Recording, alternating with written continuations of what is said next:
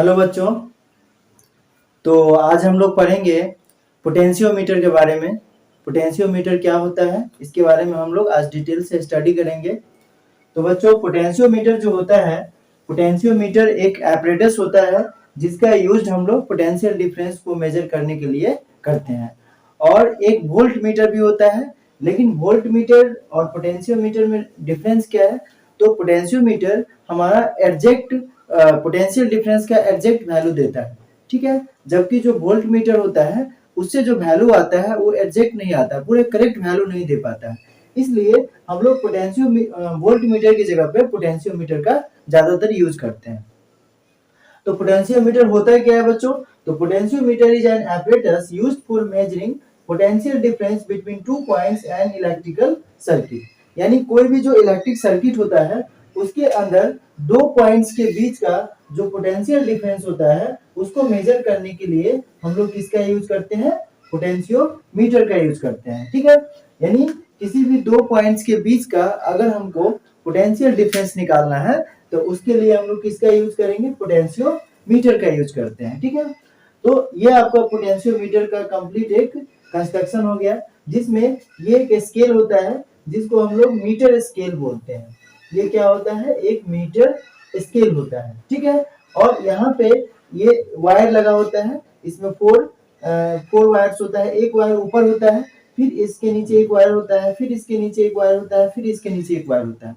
और four wire जो होता है वो दोनों फोर वायर्स आपस में पैरेलल कनेक्ट किया हुआ रहता है। और अप्रॉक्स ये वायर जो होता है लगभग 10 मीटर का होता है, ठीक है। तो जैसे यहाँ पे, और ये एक स्ट्रिप होता है, कॉपर का स्ट्रिप, जिसको हम लोग कॉपर स्ट्रिप बोलते हैं। कॉपर स्ट्रिप, कॉपर का स्ट्रिप लगा रहता है। और ये जो वायर होता है बच्चों, ये वायर आपका क्या चीज का होता है? तो वायर कॉन्स्टेंटन या मैग्नीन का बना होता है। क्या चीज का बना होता है? कॉन्स्टेंटन या मैग्नीन का बना होता है, ठीक है। तो इस वायर को हम लोग बोल सकते हैं कि ये जो वायर है वो किसका होता है? कॉन्स्टेंटन कॉन्स्टेंटन और मैग्नीन, कॉन्स्टेंटन और मैग्नीन का ये वायर होता है, ठीक है। यहाँ पर एक हम लोग सेल लगाते हैं, जिसका सेल का जो ईएमएफ होता है वो एप्सिलॉन होता है। और यहाँ पर एक रियोस्टैट होता है, जो रियोस्टैट क्या करता है कि इस वेरिएबल रेजिस्टेंस को मेजर करके यानी करंट को हम लोग कम या ज्यादा कर सकते हैं इसके थ्रू, ठीक है। यानी इस पोटेंशियोमीटर में करंट को कम या ज्यादा करने के लिए हम लोग रियोस्टैट का यूज करते हैं। ये क्या होता है बच्चों? तो रियोस्टैट होता है, रियोस्टैट होता है, ठीक है। अच्छा, और यहाँ पर एक वोल्ट मीटर लगा होता है, और इसके साथ यहाँ पर एक जॉकी होता है। ये जॉकी का काम क्या होता है कि इस वायर के जॉकी को स्लाइड करके हम लोग इस वायर के अलग अलग पॉइंट पे रीडिंग ले सकते हैं। जैसे इस जॉकी के यहाँ पे है, इस जॉकी को स्लाइड करके हम यहाँ पे ले आएंगे तो उसका रीडिंग ले सकते हैं। फिर इस जॉकी को फिर यहाँ पे स्लाइड करके यहाँ पे ले आएंगे तो हम इसका रीडिंग ले सकते हैं। यानी इस वायर के अलग अलग पॉइंट्स पे हमको ये डिफरेंट डिफरेंट रीडिंग देता है ये जॉकी, ठीक है। तो ये इसका प्रिंसिपल क्या है? तो the working of a potentiometer is based on the fact that the fall of potential across any portion of the wire is directly proportional to the length of the wire. यानी इसका जो main concept होता है potentiometer का वो ये होता है बच्चों कि अगर हम इस वायर के लेंथ को बढ़ाएंगे, अगर वायर का लेंथ बढ़ेगा तो पोटेंशियल डिफरेंस क्या होगा? बढ़ जाएगा। अगर वायर के लेंथ को हम कम करेंगे तो पोटेंशियल डिफरेंस भी क्या होगा? कम हो जाएगा। यानी लेंथ के अकॉर्डिंग जो होता है इसका पोटेंशियल डिफरेंस भी कम या ज्यादा होता है। इसलिए पोटेंशियल जो डिफरेंस होता है वो लेंथ के क्या होता है? डायरेक्टली प्रोपोर्शनल होता है। यानी अगर वायर का लेंथ बढ़ेगा तो पोटेंशियल डिफरेंस भी बढ़ेगा, अगर वायर का लेंथ कम होगा तो पोटेंशियल डिफरेंस भी क्या होगा? कम होगा। लेकिन पोटेंशियल डिफरेंस लेंथ के डायरेक्टली प्रोपोर्शनल जब होगा तो उस समय में मेरा I और A क्या होगा? कांस्टेंट होगा। यानी इस पोटेंशियोमीटर से जो करंट होगा वो क्या हो जाएगा? इसका कांस्टेंट हो जाएगा, ठीक है। करंट और एरिया ऑफ क्रॉस सेक्शन क्या होगा? इसका कांस्टेंट होगा वायर का। तो यहां से हम क्या देखते हैं कि V equal to I into R होता है। ओम्स लॉ से क्या होता है? V equal to I into R होता है। तो यहाँ से V इक्वल टू और I, और R का वैल्यू कितना होता है? तो R होता है rho L by A। R का वैल्यू कितना होता है, रो L बाई ए। तो फिर यहाँ से हम लोग R की जगह पे क्या रख देंगे, रो L बाई ए रखेंगे।